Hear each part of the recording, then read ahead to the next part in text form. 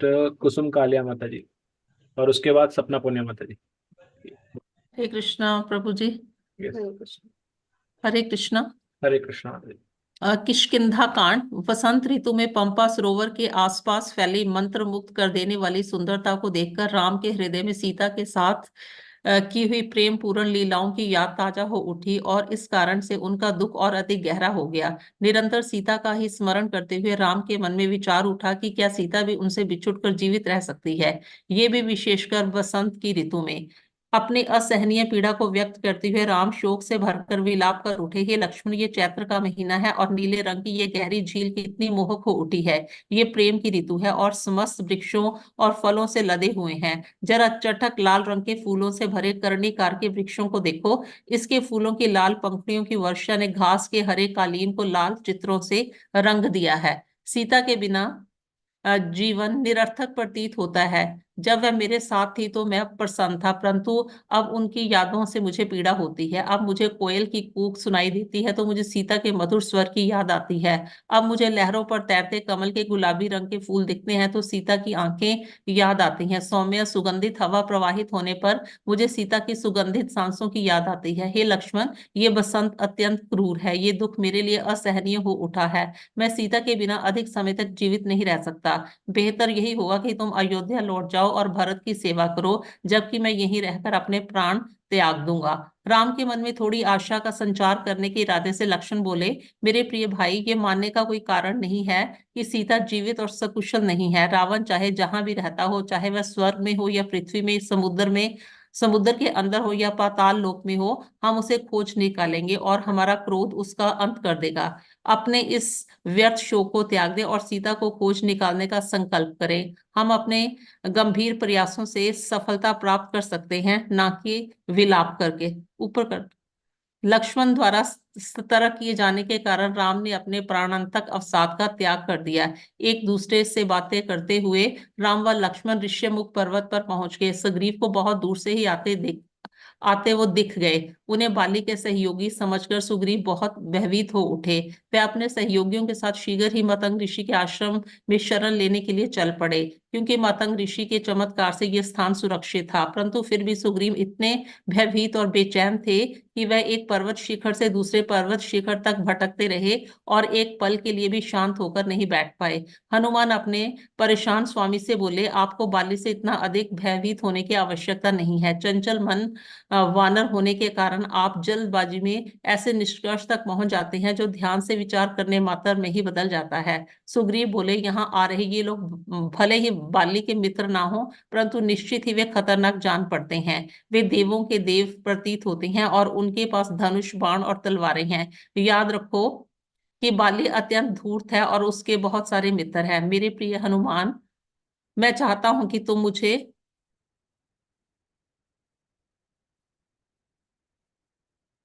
मैं चाहता हूं कि तुम मुझे उनके पास जाओ और पता लगाओ कि ये दोनों कहां से किस प्रयोजन से आए हैं। उन पर सावधानी से ध्यान दो, उनकी बातों और भाव मुद्राओं का निरीक्षण करो। पता लगाओ कि ये कौन है और वह क्या चाहते हैं। यदि तुम जानबूझकर उनके सामने मेरी बढ़ाई करोगे तो तुम ये पता लगा पाओगे कि वो मेरे मित्र हैं या शत्रु। हनुमान एक साधु का वेश धरकर राम और लक्ष्मण के पास गए। उन्हें लेटकर दंडवत प्रणाम करने के बाद हनुमान बोले, हे महान योद्धाओं, कृपा करके मुझे ये बताएं कि आपके जैसी महान आत्माएं इस निर्जन क्षेत्र में किस उद्देश्य से आई हैं। आप दोनों की सुगठित देह यष्टि से पता चलता है कि आप लोग क्षत्रिय हैं, परंतु फिर भी अपने आपने ऋषि वेश धारण कर रखा है। मेरा नाम हनुमान है और मैं सुग्रीव का मंत्री हूँ। सुग्रीव को उसके बड़े भाई बाली ने राज्य से निकाल दिया है। मैं पवन पुत्र हूँ और अपनी इच्छा मात्र से किसी भी स्थान पर जा सकता हूँ और इच्छा अनुसार कोई भी वेश धारण कर सकता हूँ। सुग्रीव ने आपकी और मित्रता का हाथ बढ़ाने और आपका आतिथ्य सत्कार करने की मंशा से मुझे आपके पास भेजा है। तब लक्ष्मण को संबोधित कर राम बोले, ये हनुमान उसी उदार हृदय वानर राज सुग्रीव के मंत्री हैं जिन्हें हम खोज रहे हैं। हनुमान कितने विनम्र स्वभाव के हैं और कितने काव्यात्मक ढंग से बोलते हैं। इनकी आंखों, अंगों और भाव मुद्राओं में ऐसा कुछ भी नहीं है जो तनिक भी अप्रसन्नता अथवा शंका का कारण बने। इनकी चारित्रिक गहराई, शक्ति व आत्मविश्वास तथा इनका स्वर इनके हृदय, वाणी व बुद्धिमता और परिपक्वता पूर्ण तालमेल को दर्शाता है। इनकी बातें सुनकर शत्रु का हृदय भी मंत्रमुग्ध रह जाएगा। मेरे प्रिय लक्ष्मण, कृपा करके हनुमान को उन घटनाओं के विषय में बताओ जिनके कारण हम यहाँ तक पहुंचे हैं।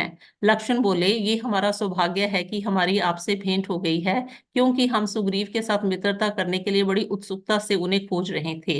ये महाराज दशरथ के पुत्र राम है और मैं इनका छोटा भाई लक्ष्मण हूँ। राम के पिता इन्हें अपने उत्तराधिकारी के रूप में सिंहासन आरूढ़ करना चाहते थे, परंतु राजनीतिक विवाद के कारण उन्हें राज सिंहासन की जगह बनवास मिल गया। कुछ ही समय पहले राक्षस राज रावण ने राम की प्रिय पत्नी सीता का अपहरण कर लिया है। इस दुख में डूबे हुए हम वन प्रदेशों में सीता को खोज रहे हैं। इधर उधर भटकते हुए हमारा सामना कबंध नामक एक भयानक राक्षस से हुआ। उसका संहार करने पर हमें ज्ञात हुआ कि वह शापित था और अपनी मुक्ति के बदले में उसने हमें सुग्रीव से मित्रता करने की सलाह दी। इसी उद्देश्य से हम यहाँ आए हैं और आपके तथा आपके उदार हृदय राजा के कल्याण के लिए सब कुछ करने को तैयार हैं। अपनी दुर्दशा का वर्णन करते हुए लक्ष्मण का स्वर भर्रा गया और उनकी आंखों में आंसू भर आए। हनुमान बोले, आप की भांति सुग्रीव भी अपने राज्य और पत्नी से हाथ धो बैठे हैं। मैं निश्चय पूर्वक ये कह सकता हूँ कि उनके अनुयायी सीता को खोजने में आपकी सहायता अवश्य करेंगे। कृपा करके मेरे साथ आकर सुग्रीव से भेंट करें। वह आपके यहाँ आने का प्रयोजन जानने को अत्यंत उत्सुक है। ये कहकर हनुमान अपने वास्तविक महाकाय वानर रूप में आ गए।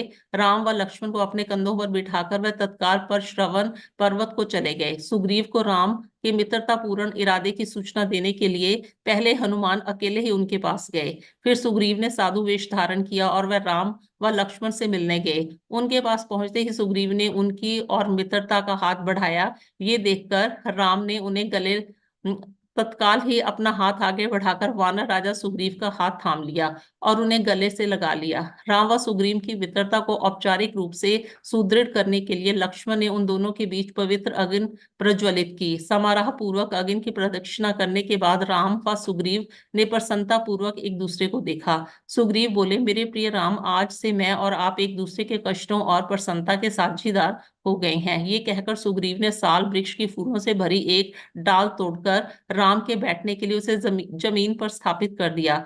हनुमान ने पुष्प युक्त चंदन की एक डाल लक्ष्मण के बैठने के लिए तोड़ी। सबके बैठ जाने पर सुग्रीव बोले, हे राम, अपने भाई बाली के कारण मेरा जीवन निरंतर दुख और परेशानी से कट रहा है। जब उसने बलपूर्वक मुझसे मेरी पत्नी और मेरा राज्य छीन लिया तो मैंने इस वन में शरण ली, परंतु अब भी मुझे इस बात का भय सताता है कि बाली किसी भी समय यहाँ आ सकता है और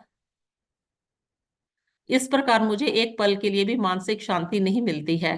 राम सौम्यता से मुस्कुराए और बोले, सेवा ही मित्रता का वास्तविक फल है, इसलिए बाली का वध करके आपकी पत्नी और आपका राज्य आपको वापस दिलाना ही मेरा कर्तव्य है। सुग्रीव बोले, हनुमान ने मुझे बताया कि किस प्रकार आपको वनवास हुआ और किस प्रकार आपकी पत्नी का अपहरण हुआ। आपका मित्र होने के नाते मैं ये शपथ लेता हूँ कि आपकी पत्नी को पुनः प्राप्त करने में मैं आपकी सहायता करूंगा, चाहे वे स्वर्ग में हो, पृथ्वी पर अथवा पाताल लोक में क्यों ना हो। मेरे प्रिय राम, मुझे पूरा विश्वास है कि मैंने एक शक्तिशाली राक्षस द्वारा सीता को ले जाते हुए देखा है और वह राम राम कहकर चीख रही थी। उन्होंने हमें इस पर्वत पर बैठे देखा तो अपनी ओढ़नी और कुछ आभूषण नीचे फेंक दिए थे। हमने इन वस्तुओं को संभाल कर रख दिया। राम उन वस्तुओं को देखने के लिए अत्यंत व्यग्र हो उठे, अतः सुग्रीव एक अंधेरी गुफा में संभाल कर रखी इन वस्तुओं को वापस लाने चल दिए। जैसे ही सुग्रीव ये वस्तुएं लेकर आए तो राम वस्त्र और आभूषणों को पहचान गए और हे प्रिय, हे प्राण प्रिय कहकर चीख पड़े। राम के कमल नयनों से आंसुओं की धार बह निकली और वह दुख से भाव विह्वल होकर जमीन पर गिर पड़े और दुख से व्याकुल स्वर में विलाप करने लगे। कुछ समय बाद थोड़ा सामान्य हो जाने पर राम बोले, हे लक्ष्मण, ये सीता के हैं, क्या तुम इन्हें पहचानते हो? लक्ष्मण बोले, मुझे इस पीले रेशमी वस्त्र, इन चूड़ियों या कर्ण फूलों के बारे में नहीं पता है, क्योंकि सीता के प्रति आदर के कारण मैंने कभी भी उनके पैरों के ऊपर नजर नहीं डाली, परंतु मैं प्रतिदिन सुबह उनके चरण कमलों को स्पर्श किया करता था, इसलिए मैं उनकी पायल को पहचानता हूँ। इसके बाद जब राम ने रावण के बारे में पूछा तो सुग्रीव बोले, दुर्भाग्यवश मैंने रावण का नाम तक नहीं सुना है, परंतु आप आश्वस्त रहें कि मैं उसकी खोज करने में आपकी सहायता करूंगा। मेरे प्रिय राम, आपको अपनी पत्नी को गंवा देने पर इतना अधिक विलाप नहीं करना चाहिए। मात्र दुख करके कोई भी व्यक्ति कभी प्रसन्न नहीं रह सकता। वास्तव में इस प्रकार का दुख व्यक्ति की शक्ति छीन लेता है और इस प्रकार वह स्वयं अपने प्राण संकट में डाल देता है। मैं तो मूर्ख वानर हूँ, परंतु तब भी ऐसी स्थिति में मैं आपके समान विलाप नहीं करता हूँ। सुग्रीव की बात सुनकर राम थोड़ा शांत हुए। एक दूसरे को फिर से गले लगाने के बाद वे दोनों शांति से बैठ गए। सुग्रीव द्वारा बाली के प्रति प्रति अपने भय की बात पुनः कहे जाने पर राम बोले, मित्र और शत्रु के पहचान उनके द्वारा किए जाने वाले उचित और अनुचित कार्यों से होती है। मेरे प्रिय सुग्रीव, आप निश्चित रहें, क्योंकि मैं आज ही बाली का वध कर दूंगा। परंतु पहले मैं ये जानना चाहूंगा कि दोनों भाइयों के बीच इतनी कटु शत्रुता कैसे हो गई। सुग्रीव बोले, व्यक्ति अपना शोक एक सच्चे मित्र के सामने ही खुलकर प्रकट कर सकता है। मेरे प्रिय राम, मैं आपको पूरी कथा सुनाता हूँ। मेरे पिता की मृत्यु के पश्चात ज्येष्ठ राजकुमार होने के कारण बाली किष्किंधा का राजा बना और मैं उसकी सेवा करने लगा। परंतु बाली के राज्य अभिषेक के पूर्व ही माया दानव का पुत्र मायावी एक स्त्री के कारण बाली का शत्रु बन चुका था। मायावी किष्किंधा आया और उसने बाली के युद्ध के लिए ललकारा।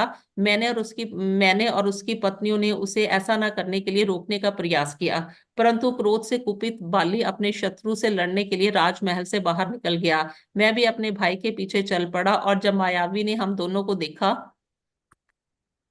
तो वह भयभीत हो उठा और वहां से भाग गया। जब हमने उसका पीछा किया तो एक गहरी और अंधकारमय गुफा में घुस गया, जिसका प्रवेश द्वार घनी जंगली झाड़ियों से ढका हुआ था। बाली ने मुझे गुफा के प्रवेश द्वार पर पहरा देने का आदेश दिया, जबकि वह स्वयं उस राक्षस से युद्ध करने के लिए गुफा के भीतर चला गया। मैं पूरे 1 वर्ष तक अपने भाई के लौटने का व्यर्थ प्रतीक्षा करता रहा। एक दिन मैंने गुफा के प्रवेश द्वार से झाग मिश्रित रक्त बाहर निकलते देखा और मुझे एक आवाज सुनाई दी, जो किसी शत्रु कोई नहीं बल्कि मेरे भाई की थी।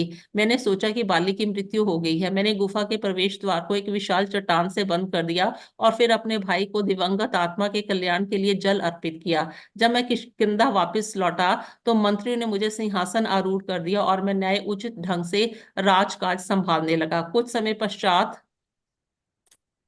मायावी का वध करके बाली किष्किंधा वापस लौट आया। उसे कुशल देखकर सभी को अत्यंत आश्चर्य हुआ। जब उसने मुझे राज सिंहासन पर बैठे देखा तो वह क्रोध से पागल हो उठा और उसने सभी मंत्रियों को बंदी बनाकर उन्हें बेड़ियां पहना दी। मैं अपने भाई से युद्ध कर सकता था, परंतु आदरवश मैंने उसके सामने शीश झुकाया और राज मुकुट उसके चरणों पर रख दिया, क्योंकि मुझे आशा थी कि वह शांत हो जाएगा। परंतु बाली क्रोध से भरा हुआ था और उसने मुझे अत्यधिक डांटा फटकारा। नगर के प्रतिष्ठित लोगों को बुलाकर बाली ने घोषणा की, राक्षस मायावी का वध करने के लिए मैंने पृथ्वी के अंदर प्रवेश किया और पूरे 1 वर्ष तक उसे खोजने के बाद मुझे वह मिला।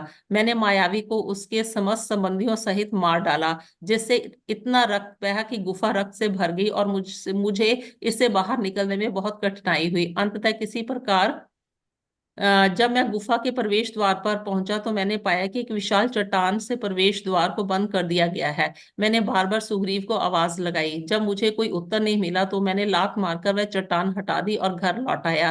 पर आश्चर्य यहाँ आकर देखता हूँ कि सुग्रीव राज सिंहासन पर बैठा है। मैं बहुत आराम से ये समझ गया कि सुग्रीव ने मुझे उस गुफा के अंदर कैद करने का प्रयास किया था, ताकि वह आसानी से राज्य पर शासन कर सके। थैंक यू माता जी। हरे कृष्णा। सपना माता जी। सपना हरे माता जी के कृष्णा बाद माता जी। संगीता माता जी। हाँ, हरे कृष्णा माता जी। हरे कृष्णा। हरे कृष्णा। सुग्रीव अपनी बात संगीता। समाप्त करते हुए बोले, क्रोधित होने के कारण बाली ने मेरी पत्नी सहित मेरी समस्त संपत्ति छीन ली और मुझे केवल एक वस्त्र में किष्किंधा से निकाल दिया। तब से ही मैं इस पर्वत पर अपने सहयोगियों के साथ रह रहा हूँ।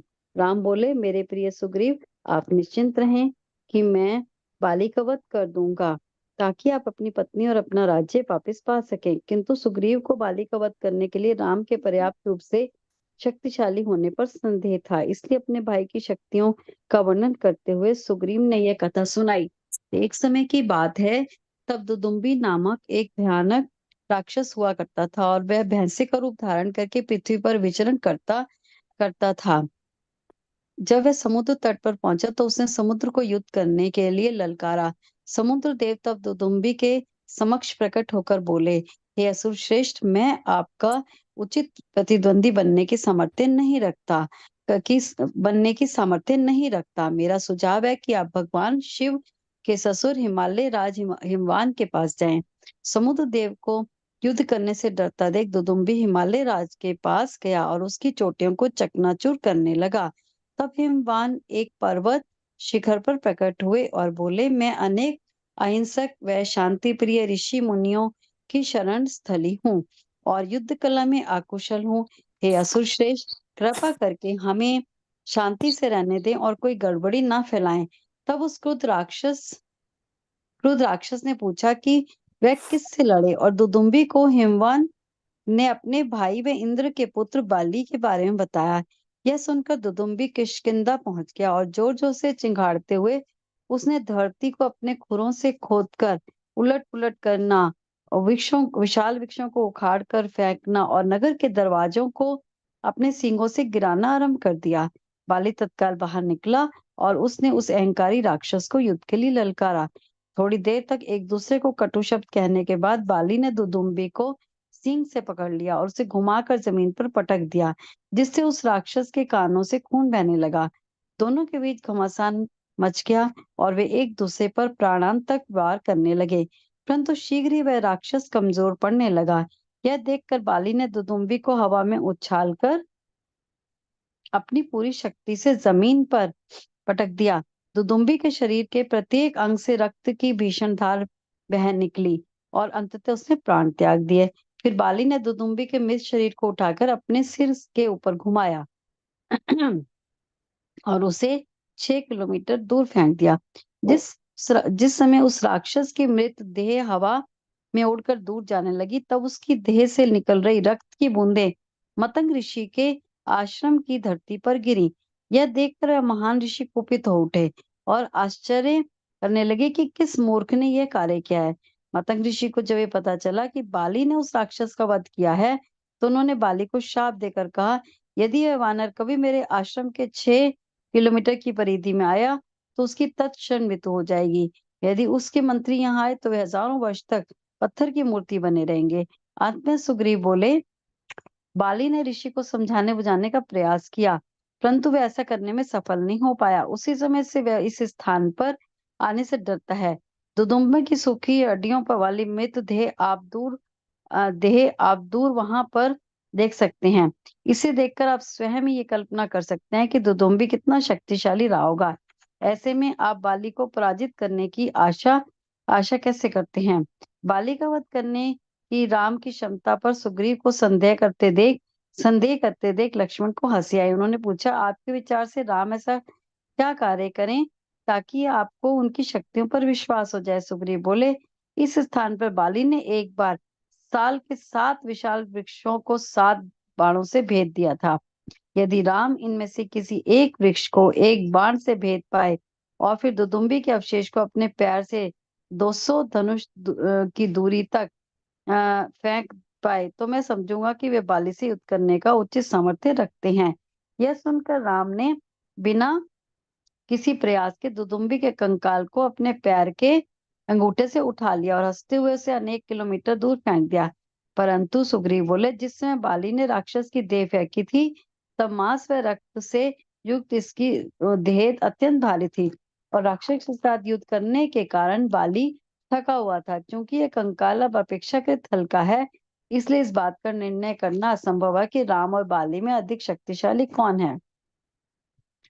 राम ने अपना धनुष उठाया और एक शक्तिशाली बाण चला दिया, जिसने साल के 7 वृक्षों को भेद दिया और फिर धरती के अंदर सीधे पाताल तक चला गया।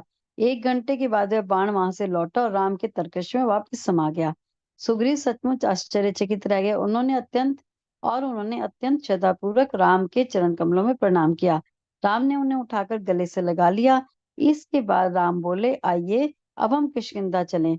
सुग्रीव, आप आगे आगे चलें और जाकर बाली को युद्ध के लिए ललकारें, जबकि मैं और लक्ष्मण नगर द्वार के बाहर कुछ वृक्षों के पीछे छिप जाएंगे। सुग्रीव किष्किंधा गए और गर्जन करके उन्होंने अपने भाई को ललकारा। यह सुनकर पर्वत के पीछे से उगते सूर्य की भांति क्रोध से कुपित होकर बाली दौड़ता हुआ नगर के बाहर आया। बाली और सुग्रीव एक दूसरे पर मुक्के बरसाते हुए क्रोध से युद्ध करने लगे, परंतु राम धनुष हाथ में लिए उन्हें युद्ध करते देखते रहे। वह ये नहीं समझ पा रहे थे कि एक जैसे दिखते इन भाइयों में से बाली कौन है इस कारण से राम अपना बाण नहीं चला सके। सुग्रीव ने सोचा राम उनकी सहायता नहीं करेंगे, क्योंकि वह युद्ध में हार रहे थे, इसलिए वह वहां से भाग गए। सुग्रीव की पूरी देह पर घावों के निशान थे और वह खून से लथपथ थी। सुग्रीव का पीछा करते हुए बाली ने उसे ताना, कायर, जा प्राण बचाकर भाग, इस बार मैं तुझे छोड़ रहा हूँ। सुग्रीव ने मतंग ऋषि के आश्रम के पास स्थित वन में शरण ली और शीघ्र ही राम और लक्ष्मण भी वहां पहुंच गए। सुग्रीव क्रोधित होकर बोले, हे राम, यदि आप बाली का वध नहीं करना चाहते तो फिर आपने मुझे वहां जाकर उसे ललकारने क्यों कहा? इससे तो अच्छा ये था कि आप मुझे ईमानदारी से ये कह देते कि मैं तुम्हारे बड़े भाई को नहीं मारना चाहता। राम ने उन्हें समझाया, आप दोनों को युद्ध करते देखकर मैं शंका में पड़ गया, क्योंकि आपकी आवाज, शारीरिक बनावट और पोशाक हूबहू आपके बड़े भाई जैसी है। केवल यही कारण था कि मैं बाण नहीं चला पाया। आप उससे अलग दिखने वाले कोई चिन्ह धारण करें। इसी समय एक बार फिर वहां जाकर बाली को ललकारें। तब लक्ष्मण की ओर मुड़कर राम बोले, गज पुष्पी की एक लता उखाड़कर सुग्रीव के गले में इसकी माला पहना दो। इस तरह से मैं आसानी से उन्हें पहचान लूंगा। सुग्रीव एक बार फिर राम, लक्ष्मण, हनुमान, नल, नील और तार के साथ किष्किंधा की ओर चल पड़े। नगर की सीमा में पहुंचकर सभी लोग वृक्षों के एक कुंज में छुप गए। जब सुग्रीव प्रवेश द्वार की ओर बढ़े और जोर जोर से गर्जन करते हुए भाई को ललकारने लगे, बाली ने जिस सुग्रीव को की ललकार सुनी जिस जिस समय सुग्रीव की ललकार सुनी, तब वह राजमहल के अंदर स्त्रियों वाले कक्ष में था। क्रोध से पागल होकर वह अपने आसन से उछलकर खड़ा हो गया और लंबे लंबे ढक भरता हुआ तूफान की तरह सुग्रीव से लड़ने दौड़ पड़ा। बाली की पत्नी तारा व्याकुल होकर उससे लिपट गई और उसे शांत करने का प्रयास करने लगी। तारा गिड़गिड़ाकर बोली, हे स्वामी, कृपा करके इस समय क्रोध का त्याग करें और इस मामले पर सावधानी पूर्वक विचार करें। आपने अभी अभी सुग्रीव को गंभीर रूप से घायल किया और ये कितना आश्चर्यजनक है कि वह इतनी जल्दी वापस लौट आया है और पूरे आत्मविश्वास के साथ आपको ललकार रहा है।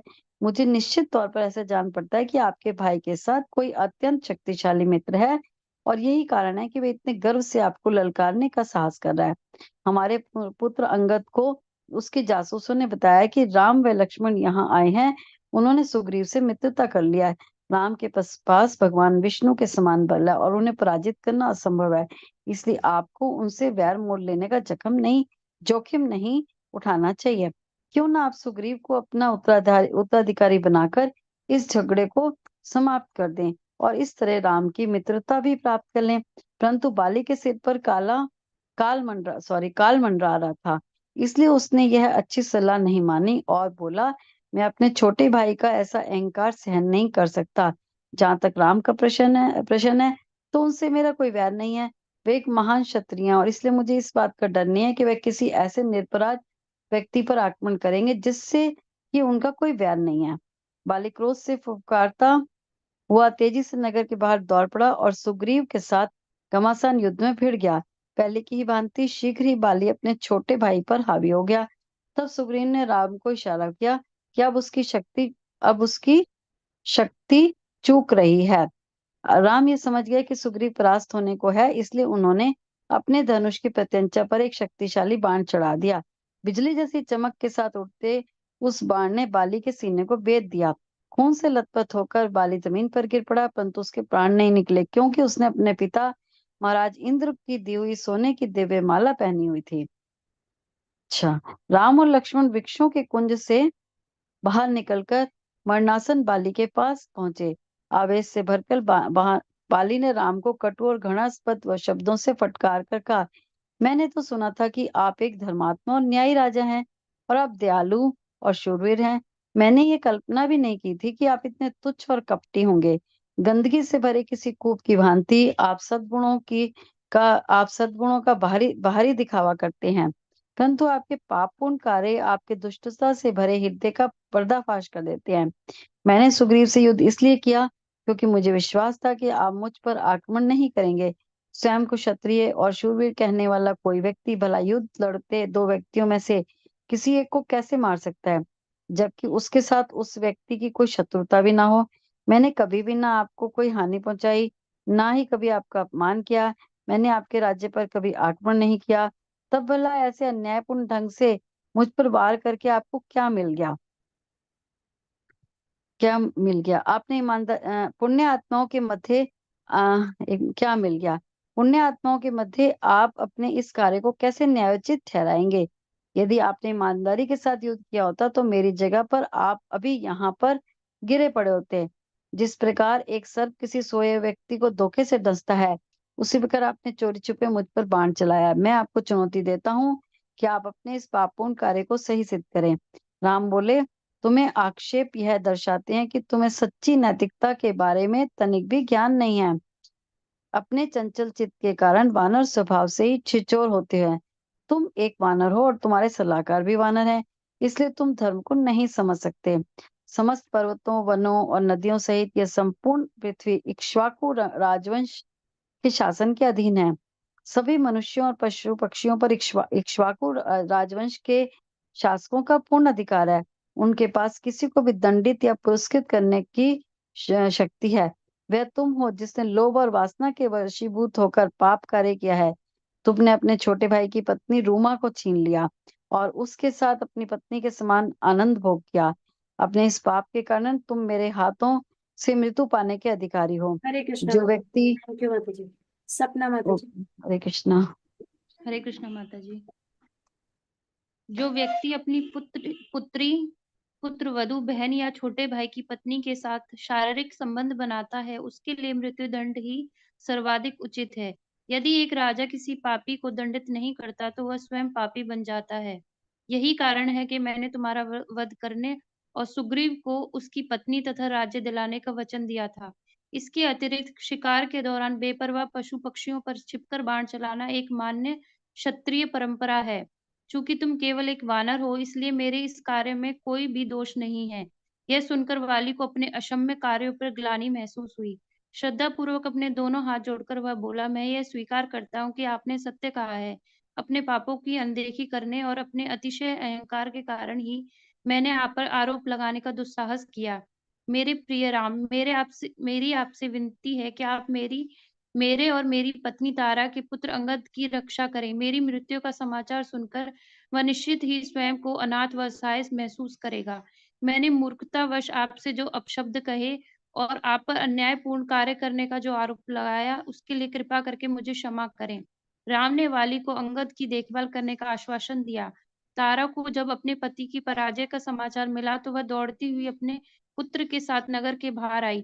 वाली के मंत्रीगण तारा को चारों तरफ से घेरे हुए उसके साथ चल रहे थे, परंतु राम को देखते ही वह भयभीत होकर भागने लगे। तारा ने उन्हें रोकने का प्रयास किया, परंतु मंत्रीगण बोले, वाली को देखने न जाएं। किष्किंधा के दुर्ग के भीतर रहकर अपने पुत्र की रक्षा करें और सिंहासन पर उसका राज्याभिषेक करें। तारा बोली, मुझे संप्रभुता की कोई परवाह नहीं है। यह राज्य और इसका राजसी ऐश्वर्य मेरे पति के बिना मेरे लिए व्यर्थ है। दुख से अपनी छाती पीटकर करुण स्वर में फूट फूट कर रोती हुई तारा उस स्थान पर पहुंची जहां वाली जमीन पर गिरा पड़ा हुआ था। उसने अपने मरते पति को गले से लगाया और विलाप करने लगी। तभी वाली को अन्य पत्नियां भी वहां पहुंच गई और उनके चारों ओर खड़ी हो गईं। तारा के मन में सदैव अपने पति के साथ रहने की एकमात्र इच्छा थी। उसने निराहार रहकर मृत्यु का वरण करने का इरादा किया और वाली के पास बैठ गई। हनुमान ने विनती की, हे रानी, कृपा करके उठ जाइए। दुख के कारण न्याय व धर्म के मार्ग में विचलित न हो। आपको ही अपने मृत पति का दाह संस्कार संपन्न करना होगा और इसके बाद अंगद को राज सिंहासन पर बिठाकर सावधानी पूर्वक उसकी रक्षा करनी है। तारा हठ पूर्वक बोली, जहां तक अंगद को राज सिंहासन पर विराजमान करने का प्रश्न है, तो यह उसके चाचा सुग्रीव के हाथ में है। मेरी एकमात्र इच्छा यही है कि मैं सदैव अपने पति के साथ ही रहूं। वाली बोला, मेरे प्रिय सुग्रीव, कृपा करके मेरे द्वारा किए गए सभी गलत कार्यों के लिए मुझे क्षमा कर दो। अब मुझसे राज्य पर शासन का दायित्व स्वीकार करो और मेरे पुत्र का ख्याल रखना, क्योंकि वह सदैव तुम्हारे प्रति निष्ठावान रहेगा। यह कहकर वाली ने महाराज इंद्र से मिली सोने की दिव्य माला सुग्रीव को दी। फिर वह अंगद की ओर मुड़कर बोला, मेरे प्यारे पुत्र, अब मैं जा रहा हूँ, परंतु तुम सदैव सुग्रीव की आज्ञा का पालन करना, पर्याप्त सोच विचार कर ही काम करना और शांत संतुलित मन से तथा एक समान भाव से दुख व सुख को स्वीकार करना। अत्यधिक लगाव करने और अत्यधिक घृणा करने से बचना, क्योंकि दोनों की ही अति हमें पतन की ओर ले जाती है। यह कहने के बाद राम के बाण से प्राणांतक रूप से घायल वाली ने अपने प्राण त्याग दिए। दुख से विलाप करती तारा बार बार अपने मृत पति का आलिंगन करने लगी। तभी नील ने वाली के सीने से बाण बाहर निकाल दिया। तारा ने अंगद से कहा, अपने पिता के चरण स्पर्श करो। और तब अपने पिता के चरण स्पर्श करके युवा राजकुमार अंगद भी गहन दुख से भर गया। तारा के दुख को देखकर सुग्रीव भी हताश निराश हो गए। दुख से भारी स्वर में वह बोले, हे राम, व्यक्ति को उसकी इच्छा पूरी होने पर प्रसन्नता का अनुभव होता है, परंतु मेरी इच्छा पूर्ण होने के बाद मुझे अपनी आशा के विपरीत दुख का अनुभव हो रहा है। राज्य पर शासन करने का विचार आते ही मुझे वितृष्णा महसूस हो रही है। अपने बड़े भाई के मारे जाने पर मुझे यह जीवन बेस्वाद प्रतीत हो रहा है। अपने इस पाप का प्रायश्चित करने के लिए मैंने अग्नि में प्रवेश करके प्राण त्याग करने का निर्णय किया है। मेरे प्रिय राम, यह अन्य शक्तिशाली वानर आपकी प्रिय पत्नी की खोज करने में आपकी सहायता करेंगे। सुग्रीव की ऐसी बातें करते देखकर राम बहुत दुखी हुए और उनकी आंखों से अश्रु निकल पड़े। तारा भी राम से विनती करते हुए बोली, मैं जानती हूँ कि मेरे पति मेरे बिना स्वर्ग में रहने पर भी दुखी रहेंगे। कृपा करके मेरा भी वध कर दें ताकि मैं उनके साथ जा सकूं। हे राम, यदि आप एक स्त्री का वध करना पाप समझते हैं तो आप मुझे भी वाली के समान वानर ही समझें। राम ने तारा को सांत्वना दी और फिर सुग्रीव से बोले, अपने भाई के वियोग में आपका जो दुख हुआ है, आपने जो आंसू बहाए हैं, वह आपके भाई की दिवंगत आत्मा के लिए पर्याप्त है। अब आपके लिए अपने उत्तरदायित्वों का पालन करने का समय है। यह विश्व चिरंतन समय के अधीन गतिमान है और इस प्रकार सभी जीवधारी यहाँ जन्म लेते हैं और मृत्यु को प्राप्त होते हैं। पूर्ण पुरुषोत्तम भगवान के अधीन समय कभी भी अपनी सीमा का उल्लंघन नहीं करता और न ही अपने पद से विचलित होता है। चूंकि समय ही प्रत्येक चीज की नियति तय करता है, इसलिए व्यक्ति को नियति की अपरिहार्यता के लिए विलाप नहीं करना चाहिए। सुग्रीव धीरे धीरे शांत हो गए। लक्ष्मण की सहायता से उन्होंने अपने मृत भाई की देह का दाह संस्कार करने की तैयारी शुरू कर दी। तारा अपने किष्किंधा से एक पालकी लेकर आई थी। सुग्रीव व अंगद ने वाली की देह को इस पर रखा और वे वाली के शव के पास ही में स्थित एक पहाड़ी धारा पर ले गए। जिस समय चिता तैयार की जा रही थी, तब तारा वाली का सिर अपनी गोद में रखकर फूट फूट कर रोए जा रही थी, जिससे इस करुण दृश्य को देखने वाले सभी लोगों को दुख का अनुभव हो रहा था। अंततः दूसरी स्त्रियों ने आकर तारा को वहां से हटाया ताकि सुग्रीव और अंगद मृतदेह को चिता पर रख सकें। दाह संस्कार संपन्न हो जाने पर तुंगभद्रा नदी से जल लाकर शूरवीर वानर राज की दिवंगत आत्मा के कल्याण के लिए तर्पण किया गया। हनुमान ने राम से सुग्रीव के साथ किष्किंधा चलकर उनका राज्याभिषेक का अनुरोध किया। राम ने ऐसा करने से मना करते हुए कहा, इस समय वनवास में होने के कारण मैं किसी भी नगर में प्रवेश नहीं कर सकता हूँ। मेरा सुझाव है कि हे हनुमान, आप सुग्रीव का राज्याभिषेक करें। राज्य अभिषेक के समय पर ही अंगद को उत्तराधिकारी घोषित किया जा सकता है। वर्षा ऋतु आरंभ होने वाली है और सीता की खोज के लिए उचित समय नहीं होगा, इसलिए आप सभी वानर प्रमुख 4 माह तक किष्किंधा में रह सकते हैं, जबकि मैं और लक्ष्मण किसी पर्वत की गुफा में रहकर समय व्यतीत करेंगे। पतझड़ की ऋतु आते ही हम रावण के राज्य की चतुर्दिक खोज का काम आरंभ कर सकते हैं। किष्किंधा में सुग्रीव के प्रवेश पर सभी नागरिकों ने उनका हार्दिक स्वागत अभिनंदन किया। सुग्रीव के सिंहासन आरूढ़ होते समय अग्रणी वानरों ने स्नान अनुष्ठान संपन्न कराया। इन अग्रणी वानरों में मैदा द्विदा और हनुमान के साथ ही रीछराज जांबवान भी थे। सुग्रीव को अपनी पत्नी रूमा वापस मिल गई और उन्होंने अंगद को अपना उत्तराधिकारी घोषित किया। राम व लक्ष्मण ने 4 महीने तक प्रसन्न वर्ण पर्वत की एक गुफा में वास किया। सीता के वियोग की गहन पीड़ा से व्याकुल राम को इस पर्वतीय अंचल की रमणीय सुंदरता में कोई आनंद नहीं मिला। निरंतर रोते रहने के कारण रात को उन्हें नींद भी नहीं आती थी। एक दिन राम लक्ष्मण से बोले, 8 महीने तक समुद्र से जल वाष्पीकृत होने के बाद आसमान से वर्षा की तेज फुहारें बरसती हैं। पहाड़ों के समान विशालकाय काले बादलों का आसमान में जमघट लग जाता है और चारों ओर उदासी का अंधकार छा जाता है। जरा इन काले बादलों के बीच चमकती बिजली की कौंध को तो देखो, ऐसा प्रतीत होता है मानो रावण की बाहों में सीता हो। सुंदर हरी घास धरती माता को मानो भांति भांति की फूलों से सुसज्जित रंगीन पोशाकें पहना देती हैं। पंछी चहचहा रहे हैं, भंवरे गुंजन कर रहे हैं, मेंढक टर्रा रहे हैं और बादलों के गर्जने वह बारिश की बूंदों की टप टप की आवाज मानो किसी संगीत की तरह गूंज रही है। सुग्रीव की इच्छा पूर्ण हो जाने के कारण वह इस वर्षा ऋतु का आनंद ले रहा होगा, परंतु सीता के बिना मैं उस नदी के तट के समान हूँ जो जल से प्लावित वेगवाही नदी के कारण टूट रहा हो। ऐसे समय पर लक्ष्मण यह कहकर राम को उत्साहित करने का प्रयास करते करते कि दुख से विलाप करने वाली व्यक्ति का उद्देश्य कभी भी पूरा नहीं होता, परंतु निरंतर वृष्टि करता हुआ मेघों से ढका जो आसमान उस उष्णकटिबंधीय वन को हरा भरा बना रहा था, उसके कारण सीता से मिलने को छटपटाते राम का दुख और अधिक गहरा रहा था। राम यह मान रहे थे कि थैंक यू माता जी। श्री कृष्ण माता जी। नेक्स्ट 5 मिनट्स और पढ़ते हैं, मैं पढ़ती हूँ। ठीक है। राम यह मान रहे थे कि सुग्रीव को उनका राज्य वापस दिलाने के कारण वानर राज सीता को की खोज करने में सहायता देने का वचन कभी नहीं भूलेंगे। और जब पतझड़ ऋतु आ गई और आसमान साफ स्वच्छ और नीला हो गया, तब भी सुग्रीव राम से मिलने नहीं आए। अपना लक्ष्य प्राप्त कर लेने पर और निर्भय हो जाने के कारण सुग्रीव पूरी तरह युवा स्त्रियों के सानिध्य का सुख भोग करने में, विशेषकर अपनी पत्नी रूमा और नई अर्जित तारा के साथ आनंद भोग में डूब गए। इसके कारण राजकाज की देखभाल करने में भी सुग्रीव लापरवाही करने लगे। हनुमान ने जब यह देखा कि सुग्रीव किस तरह से इंद्रिय भोगी बन गए हैं और अपने दायित्वों का पूर्णतः अवहेलना कर रहे हैं, तो उन्होंने राजा के पास जाकर उन्हें सलाह दी। आपको राम को दिए गए वचन का निर्वाह करके उनकी लाज रखनी चाहिए उसकी लाज रखनी चाहिए। आपके प्रति मित्रतापूर्ण आदर दर्शाते हुए राम अब तक यहाँ पर आपको आपके वचन की याद दिलाने नहीं आए हैं, परंतु आपको सदैव यह याद रखना चाहिए कि उनकी कृपा से ही आपको यह ऐश्वर्य प्राप्त हुआ है। अब समय आ गया है कि आप कि आप अपने कि आप अपने अधीन सभी वानरों को बुलवाएं और सीता के चातुर्दिक खोज के कार्य को आरंभ कर दो। हनुमान की बात सुनकर सुग्रीव चेत हो गए। राजा ने नील को बुलवाकर आदेश दिया, सभी वानर योद्धाओं तक मेरा आदेश पहुंचा दिया जाए कि उन्हें 15 दिन के अंदर यहाँ पहुंच जाना चाहिए, अन्यथा आज्ञा का उल्लंघन करने वाले को मृत्युदंड मिलेगा। यह आदेश देकर सुग्रीव अंतःपुर को लौट गए। इसी बीच सीता से वियोग के कारण पतझड़ ऋतु की सुंदरता ने राम के वियोग की पीड़ा को और अधिक बढ़ा दिया। क्योंकि राम यह समझ रहे थे कि सुग्रीव इंद्रिय तुष्टि के जीवन का उपभोग कर रहे हैं, इसलिए उनकी हताशा और अधिक बढ़ गई।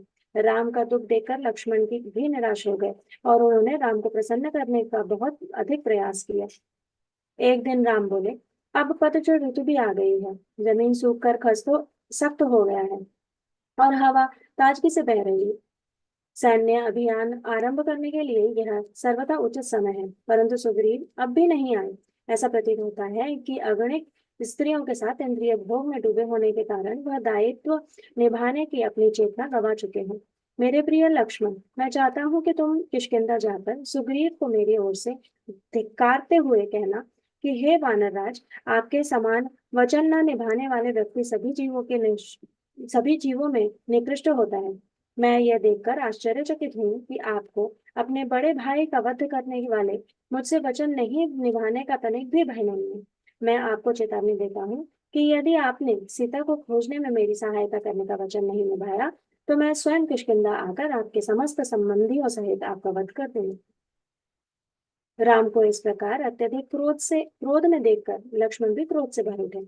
अपना धनुष उठाकर वहां से जाने की तैयारी करते हुए लक्ष्मण ने कहा, यदि वह दुष्ट सुग्रीव आपका आदेश सुनकर तत्काल नहीं चेत जाता, तो मैं आज ही उसका वध कर दूंगा। यह कहकर लक्ष्मण शीघ्रता से प्रस्थान करने लगे। तब राम ने लक्ष्मण के क्रोध को शांत करते हुए कहा, पहले सुग्रीव से मित्रतापूर्ण स्वर में बात करना, क्योंकि मुझे विश्वास है कि उसे होश में लाने के लिए इतना ही पर्याप्त होगा। इसके बाद अत्यंत आवेश में भरकर लक्ष्मण ने किष्किंधा में प्रवेश किया, जो एक विशालकाय गुफा के अंदर निर्मित एक सुंदर नगरी थी। लक्ष्मण किसी मदोन्मत्त हाथी की भांति सुग्रीव के राजमहल की ओर बढ़ चले और अपने रास्ते में पड़ने वाले वृक्षों को क्रोध से उखाड़ फेंकने लगे। राजमहल के प्रवेश द्वार की रक्षा में अनेक भयानक वानर तैनात थे। पहरा देने वाले इन वानरों ने देखा कि लक्ष्मण क्रोध से कांपते अपने होठों को भींचकर विशाल वृक्षों को जड़ समेत उखाड़ फेंकते हुए और विशाल चट्टानों को उलटकर आगे बढ़ते चले आ रहे हैं। तभी लक्ष्मण ने देखा कि सैनिक सैनिक स्वयं को अस्त्र शस्त्रों से सुसज्जित कर रहे हैं। तो वह प्रचंड क्रोध से भर उठे, जिसे देखकर आतंकित वानर इधर उधर भागने लगे। मंत्रीगण शीघ्रता से सुग्रीव को यह सूचना देने भागे कि लक्ष्मण भयानक क्रोध से भरकर वहां आ रहे हैं। परंतु सुग्रीव वासनापूर्ण इच्छा के वशीभूत तारा के साथ थे, इसलिए उन्होंने मंत्रियों की चेतावनी पर ध्यान नहीं दिया। इस बीच मंत्रियों ने वानरों को आदेश दिया कि वे युद्ध के लिए स्वयं को अस्त्र शस्त्रों से सुसज्जित कर ले। तभी लक्ष्मण की भेंट अंगद से हुई और उन्होंने अंगद से कहा कि वह सुग्रीव को उनके आगमन की सूचना दे। अंगद सुग्रीव के पास गए और उनके पैर पकड़कर उन्हें लक्ष्मण के आने की सूचना दी। सुग्रीव मध्य के नशे में चूर होकर पड़े थे, इसलिए वह अंगद की पुकार सुनकर भी नहीं जागे।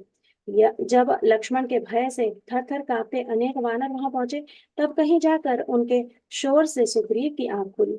सुग्रीव ने जब अपनी नशे से लाल आंखें खोली, तो मंत्रियों ने उनसे कहा, लक्ष्मण अत्यंत क्रोध से राजमहल के प्रवेश द्वार पर आपकी प्रतीक्षा कर रहे हैं। हमारी सलाह है कि आप वहां जाएं और उन्हें शांत करने के लिए आप उन्हें आदर से प्रणाम करके समर्पण भाव प्रकट करें। अंततः मामले की गंभीरता को समझकर सुग्रीव झटपट अपने बिस्तर से उठे और आश्चर्य प्रकट करने लगे कि आखिर लक्ष्मण उनसे इतने अधिक नाराज क्यों हैं। तब हनुमान ने उन्हें याद दिलाया, हे राजा, आप इंद्रिय भोग में इतने डूब गए थे कि आपको समय बीतने का ध्यान ही नहीं रहा। पतझड़ ऋतु आए हुए बहुत समय हो गया है, परंतु आपने सीता को खोजने में राम की सहायता करने के अपने वचन की अवहेलना की। लक्ष्मण यहाँ पर केवल आपको अपने दायित्व का ध्यान दिलाने आए हैं, इसलिए बेहतर यही होगा कि आप हाथ जोड़कर उनके सामने जाएं और उनसे शांत हो जाने की विनती करें। सुग्रीव ने अंगद से लक्ष्मण को राजमहल में लाने को कहा। जिन वानरों ने पहले युद्ध के लिए अस्त्र शस्त्र उठा लिए थे, वे अब दोनों हाथ जोड़कर उनका अभिवादन कर रहे थे। लक्ष्मण अंतःपुर में पहुंचे तो उन्हें वाद्य यंत्रों की धुन पर स्त्रियों के गाने की ध्वनि और पायलों की झुनकार सुनाई दी। वास्तव में सभी युवा व सुंदर स्त्रियों को देखकर लक्ष्मण को लज्जा का अनुभव हुआ, क्योंकि उन्होंने दूसरे व्यक्तियों की पत्नियों का सानिध्य नहीं रखने की प्रतिज्ञा ली थी। यद्यपि इसके कारण वह अंदर प्रवेश नहीं कर सके, परंतु उन्होंने सुग्रीव को चेतावनी देकर भयभीत करने के लिए अपने पराक्रमी धनुष की प्रत्यंचा खींचकर टंकार ध्वनि उत्पन्न की। उस भयावह गर्जनकारी टंकार ध्वनि को सुनकर सुग्रीव थर थर कांपने लगे और तारा से बोले, पता नहीं लक्ष्मण इतने अधिक क्रोधित क्यों हैं। मेरे विचार से पहले आप जाएं और उन्हें शांत करने का प्रयास करें। तारा जब लक्ष्मण के पास आई तो उसकी पोशाक थोड़ी ढलक गई और नशे के कारण उसकी आंखें मूंदने लगी, जिसके कारण लक्ष्मण का क्रोध शांत हो गया। लक्ष्मण आदरवश उनके पैरों को देखने लगे। तब तारा ने पूछा, मेरे प्रिय राजकुमार, आप सुग्रीव से इतने नाराज क्यों हैं। लक्ष्मण ने रूखेपन से कहा, आपके पति ने राम को दिए गए वचन की अवहेलना की और वचन पूरा करने के बजाय वह अंतःपुर में स्त्रियों के साथ आनंद भोग करते हुए दिन व्यतीत कर रहे हैं। तारा ने विनती की, आप सुग्रीव को क्षमा कर दें, क्योंकि वासना के वशीभूत होकर वह सद्बुद्धि गंवा बैठे हैं। हम सभी जानते हैं कि कभी कभी महान ऋषि मुनि तक इंद्रिय भोग में बहक जाते हैं, तो फिर भला वह चंचल चित्त वानर के बारे में क्या कहना। कृपा करके यह न सोचे कि सुग्रीव ने राम से किया गया वचन भुला दिया है। वे लाखों वानरों को यहाँ आने का आदेश दे चुके हैं, ताकि वे सीता के खोजने के काम में जुट सके। आप इसी समय अंदर आकर सुग्रीव से बात क्यों नहीं करते। ठीक है, thank you. Hare Krishna. Already हम लोग बहुत लेट हो चुके हैं तो अभी आज हम कॉल को हम समाप्त करके लक्ष्मण राजमहल के अंदर। ठीक है, तो सॉरी, थोड़ा नहीं, बहुत ज्यादा लेट हो गया आज। हम लोग काफी फ्लो में ही बह गए थे, बट हमें ये कंप्लीट भी करना है। सो नेक्स्ट कल सेम टाइम पे हमारी क्लास होगी। अभी महामंत्र और दर्शन प्रणाम मंत्र के साथ में कक्षा को विराम देंगे। हरे कृष्ण कृष्ण कृष्ण हरे हरे राम राम राम हरे हरे। वांछा कल्पतरुभ्यश्च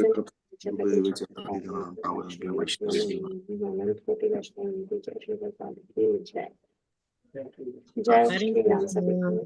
सभी को हरे जय श्री राम। आप लोगों का इतना वेट करने के लिए हरे कृष्ण। जय श्री राम। हरे कृष्णा प्रभु जी, सबको दंड प्रणाम। जय श्री राम। जय श्री राम। जय सिया राम। जय श्री राम।